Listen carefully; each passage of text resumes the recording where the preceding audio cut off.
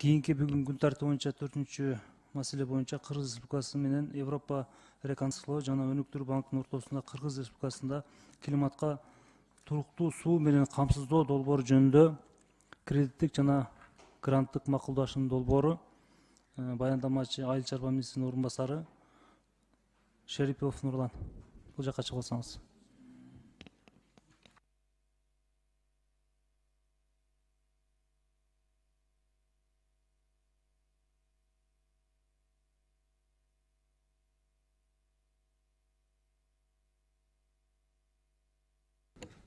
Саламатсыздар, урматтуу депутаттар,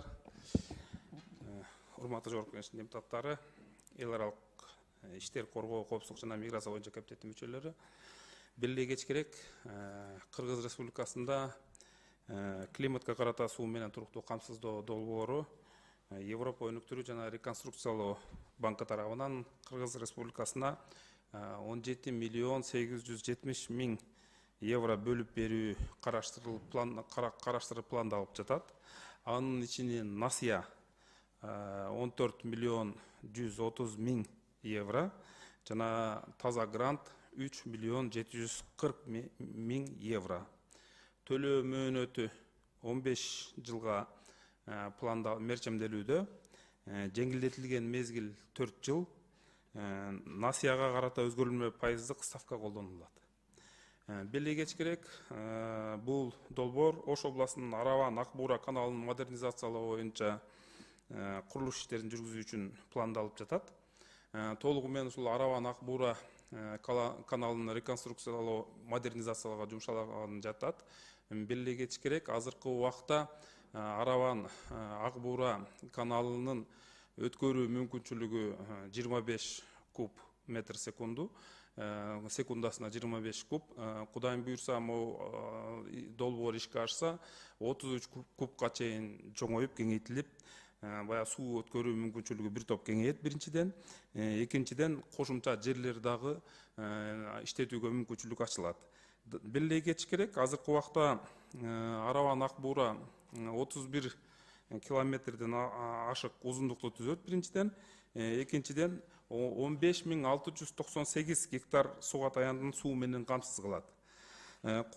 Кудай буйрса, бул долбоор ишке ашкандан кийин жана биз айткандай 8 метр куб секундасына баягы өткөрүү мүмкүнчүлүгү кеңейип, иштин бүткөрүлүшү Кара Суу районунда 5715 гектар аянтты, Араван районунда 9983 гектар аянттагы жерлерди суу менен камсыз болушун жана Каттасай, Кеңсай, Гүлбагарин массивтерин 6220 гектарын толугу менен суу менен камсыз кылуу мүмкүнчүлүгүн түзөт. Сиздерден ошол Европа реконструкция жана өнүктүрүү банкы менен кредиттик жана гранттык макулдашууга кол коюп берүүгө колдоп берүүңүздөрдү суранабыз. Ошол Араван Акбура районунда, ошол Кара Суу Араван районунда ошол суу менен жаңы жерлерди камсыздоого, ирригация системасын модернизациялоого бизге аябай керектүү, Кыргызстанга пайдасы бар гранттык жана насыялык келишим. Кол коюуга колдоп берүүңүздөрдү суранабыз. Рахмат. Рахмат.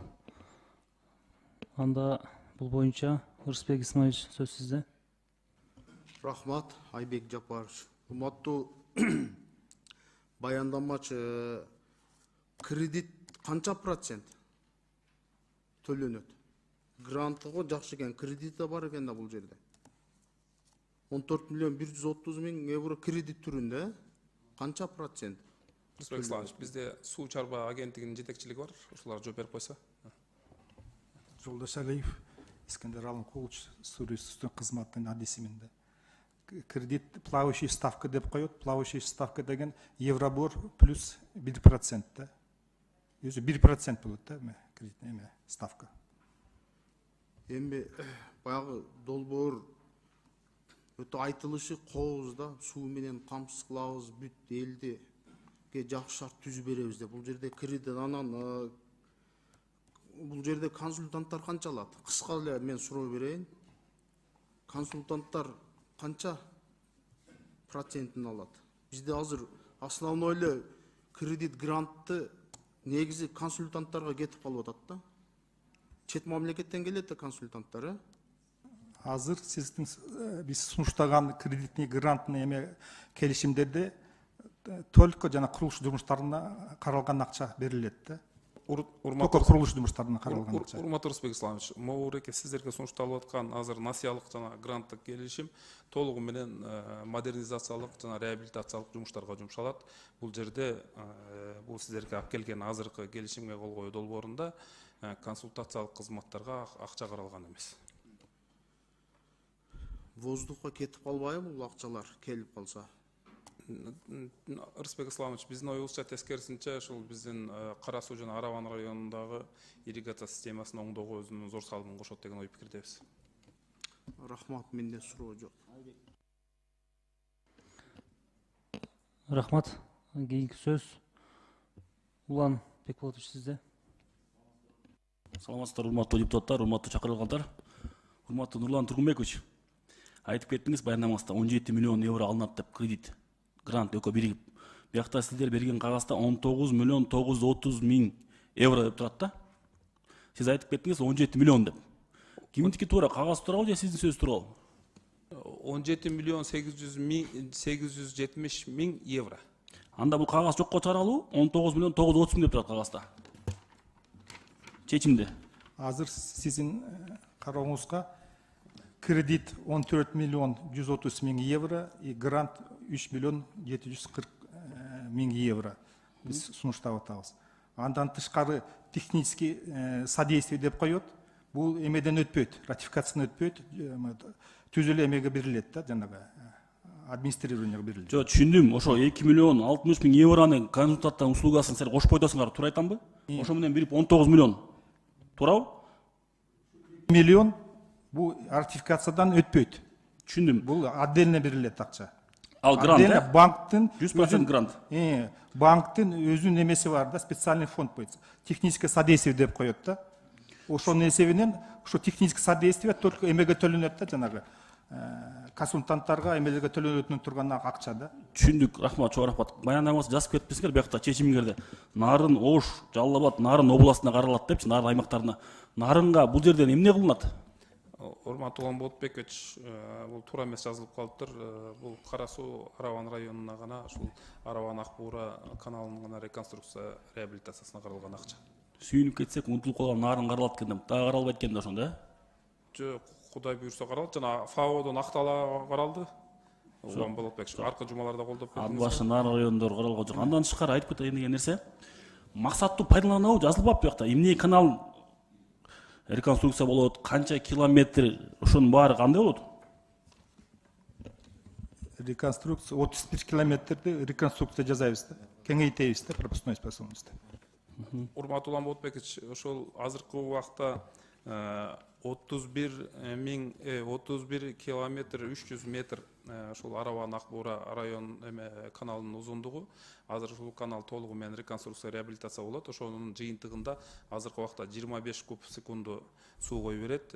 Кудай буйрса, мына реабилитациядан кийин 33 кубка жетет. То есть 8 кубка секунду ошо өткөрүү мүмкүнчүлүгү кеңейет. Жана жаңы массивдер баягы сугат менен камсыздоого жол ачылып 6200 гектар жаңы жер ошол сугат менен камсыздоого мүмкүнчүлүк алат. Ал төмөнкү массивдер бул Каттасай массиви, Кеңсай массиви жана Гүлбарагин массиви. 6000 Гүлбар массиви 6220 гектар жаңы жер ушул суу менен камсыздоого жетишет. Рахмат, дагы бир суроо. Өткөндө 50 миллион грант, 50 миллион кредитте ушул канал отурду эле, отурган эмес беле? Жаңылбасам отурат го дейм ушул канал, Улан Болотбекович, ал акчада бул канал Жок, ошо канал каралды эле? Жок. Бул канал каралган эмес, Улан Болотбекович. Хорошо. Мындай да, азыр бул кредит жөндөн жөн кредит албасак, анткени билесиздер, төлөш керек, алганын бергени бар дегендей, качан төлөп бүтөбүз, кандай төлөйбүз, максаттуу пайдалануу деген эле сөз. Кудай буйрса максаттуу пайдаланат да. Элибизге кереги тийеби? Улан Болотбекович, сөзсүз бул биздин Кыргызстан элинин кызыкчылыгында. Рахмат. Рахмат. Кечиресиңер, менде да бир сунуш бар эле. Бул боюнча мен жакшы маалыматым бар биринчиден. Экинчиден, кайсыл жерге салынат экенин да мен жакшы билем. Урматтуу коллегалар, кесиптештер, Буну колдоп коюшубуз керек. Мен ошо салына турган жердин ылдыйында жашайм. Ошол кең сай, көл бар, баардыгын жакшы билебиз. Бул чындыгында керек. Ал жактар уже чөл болуп кетти. Азыртан эртерээк биз колдоп берсек, булар эртерээк жумушун баштаса, бул абдан жакшы болот. Мен ошону сиздерден суранып келет элем. Рахмат.